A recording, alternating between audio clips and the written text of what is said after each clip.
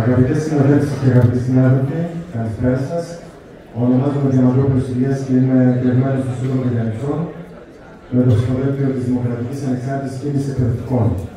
Θα ήθελα με την ευκαιρία που μου δίνεται από το βήμα αυτό να ευχαριστήσω όλες τις συναδέλφους και όλους τους συναδέλφους που μου έδωσαν τη δυνατότητα να συμμετάσχω σε αυτή την κορυφαία διαδικασία του κλάδου μας και να τους διαβεβαιώσω για ακόμη μία φορά πως θα προσπαθήσω, εκφράζοντας όλους τους προβληματισμούς και όλα τα αιτήματα όλων των συναδέλφων, μόνιμων και αναπληρωτών, να μεταφέρω κάποια βασικά ζητήματα των σχολικών μονάδων και των εκπαιδευτικών. Επιγραμματικά να αναφέρω κάποια από τα γενικά αιτήματα και δικαιώματα των εκπαιδευτικών.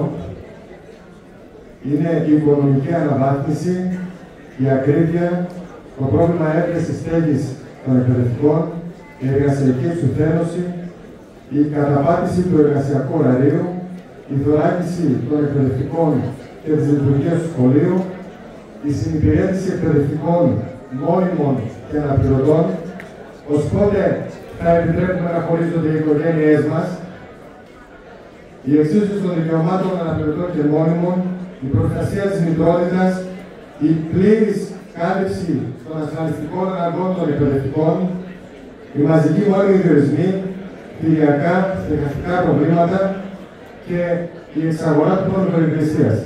Δεν θα επεκταθώ σε όλα αυτά, γιατί έχουν αναλυθεί από τους προηγούμενους ομιλητές. Συγκεκριμένα όμως θα ήθελα να εστιάσω σε κάποια πολύ σημαντικά ζητήματα που απασχολούν τους συναδέλφους και τους συναδέλφους. Κορυφαίο για εμένα και για όλους μας θα πρέπει να είναι η προστασία της μητρότητας. Είναι αδιανόητο σε μια χώρα που αντιμετωπίσει τόσο σοβαρό πρόβλημα υπογεννητικότητας, με τα σχολεία να συγκεντρώνονται συνεχώς, να μην δίνονται κίνητρα στους νέους, ώστε να αποκτήσουν παιδιά και να μην στηρίζεται όσο πρέπει η μητρότητα. Πολλές φορές οι νεοδιόριστοι και αναπληρωτές εκπαιδευτικοί βρίσκονται αντιμέτωποι με ένα δίλημμα, καθώς καλούνται να επιλέξουν ή τα παιδιά και την οικογένειά τους ή τη δουλειά τους. Άλλες φορές απορρίπτουν εντελώς ακόμη και τη σκέψη να γίνουν γονείς. Αναγκάζονται να πάρουν άδεια άνευ αποδοχών και ακόμη χειρότερα οδηγούνται στην παραίτηση. Για τους παραπάνω λόγους, και όχι μόνο, είναι δίκαιη και κρίνεται απαραίτητη η προστασία της μητρότητας με την παροχή 9 μήνες άδειας ανατροφής για όλους, είτε είναι μόνιμοι είτε αναπληρωτές εκπαιδευτικοί, και στους νέους αναπληρωτές η συγκεκριμένη άδεια θα πρέπει να είναι με πλήρεις αποδοχές, καταβολή ρησίμων και αναγνώριση της προϋπηρεσίας τους. Σχετικά με τις άδειες άνευ αποδοχών που αναγκάζονται πολλές φορές οι νέοι γονείς να πάρουν. Όπως όλοι γνωρίζουμε, υπάρχει η τετράμηνη άδεια άνευ αποδοχών για ανατροφή τέκνου, αλλά και η τρίμηνη άδεια για τους τρίτεκνους και πολύτεκνους εκπαιδευτικούς. Οι παραπάνω άδειες, με τις πρόσφατες οδηγίες του Υπουργείου Παιδείας στις περιφερειακές και στις διευθύνσεις εκπαίδευσης, εντάσσεται στο πλαίσιο όλων των αδειών άνευ αποδοχών της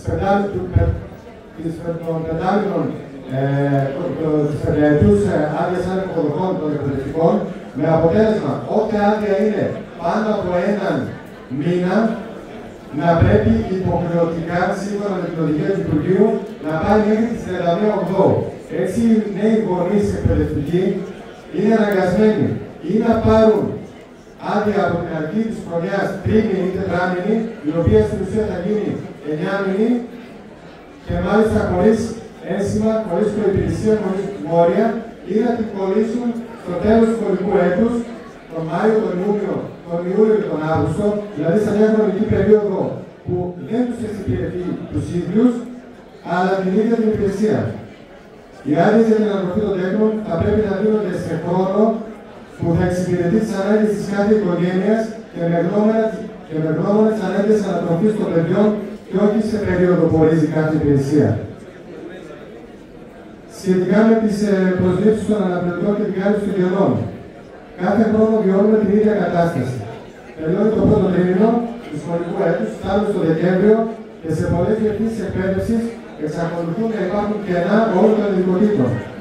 Είναι αδιανόητο να υπάρχουν ειδικά σχολεία χωρίς σχολικό νοσηλευτή, μαθητές χωρίς την εξατομικευμένη στήριξη που χρειάζονται, είτε από παράλληλη στήριξη, είτε από βοηθητικό προσωπικό, είτε από σχολικό νοσηλευτή, γιατί έτυχε η συναδέλφος ή ο συνάδελφος να βγει σε άδεια ανατροφής ή σε άδεια κοίησης. Και να περιμένουμε την επόμενη φάση αναπληρωτών που θα γίνει τον Νοέμβριο ή όποτε ορίσει το Υπουργείο. Θα πρέπει την 1η Σεπτεμβρίου να είναι πλήρως τελεχωμένες όλες οι σχολικές μονάδες για να υπάρξει ένα σύστημα άμεσης κάλυψης των κενών που προκύπτουν κατά τη διάρκεια της σχολικής χρονιάς, είτε από μακροχρόνιες άδειες, είτε από παρεκκλήσεις εκπαιδευτικών. Επίσης, σε κάθε φάση θα πρέπει να γίνονται όλες οι προσλήψεις που απαιτούνται για κάθε ειδικότητα και να γίνονται όλα τα κενά στους νεοπροσλαμβανόμενους. Όχι να γίνεται επιλογή και τοποθέτηση μέσω οψίδι. Τέλος, κρίνεται αναγκαίο και απαραίτητο να ιδρυθούν νέες οργανωτικές θέσεις και να γίνουν διορισμοί ώστε να μην καλύπτονται πάγιες ανάγκες από αναπληρωτές. Ολοκλήρωνε. Ευχαριστώ. Ολοκληρώνω, Πρόεδρε. Σχετικά με την ειδική αγωγή και την κάλυψη των κενών, αλλά και τις υπηρεσιακές μεταβολές.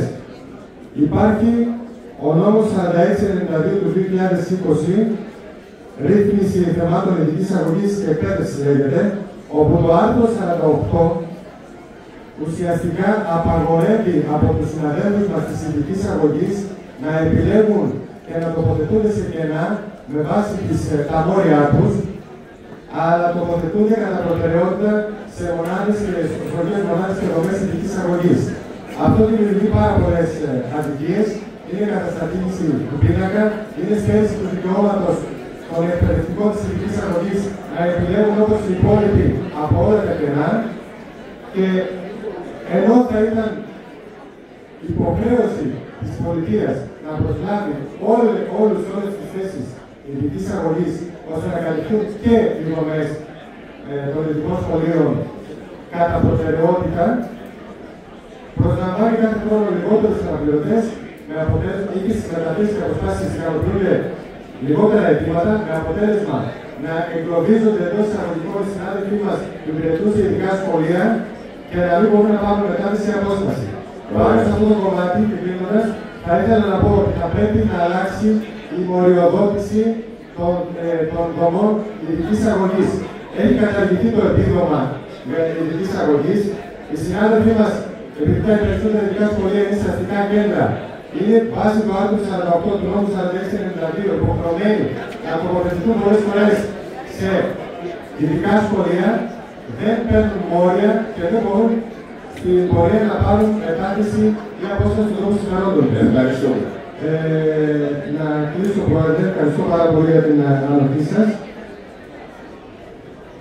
Θα ήθελα να αναφέρω πως ο θεσμός του ερετού είναι πολύ σημαντικός και για όλους εμάς από τη ΔΑΚΕ διαχρονικά και με υπεύθυνη στάση με τεκμηριωμένες θέσεις είμαστε και θα είμαστε πάντα δίπλα σε κάθε συναδέλφο και σε κάθε συνάδελφο να υπερασπιζόμαστε το δημόσιο σχολείο και κάθε δίκαιο αίτημά τους. Ευχαριστώ πολύ. Εμείς ευχαριστούμε πολύ και μια σύντομη τοποθέτηση ο Δημήτρης Χριστοφίδης και στη συνέχεια ο Παναγιώτου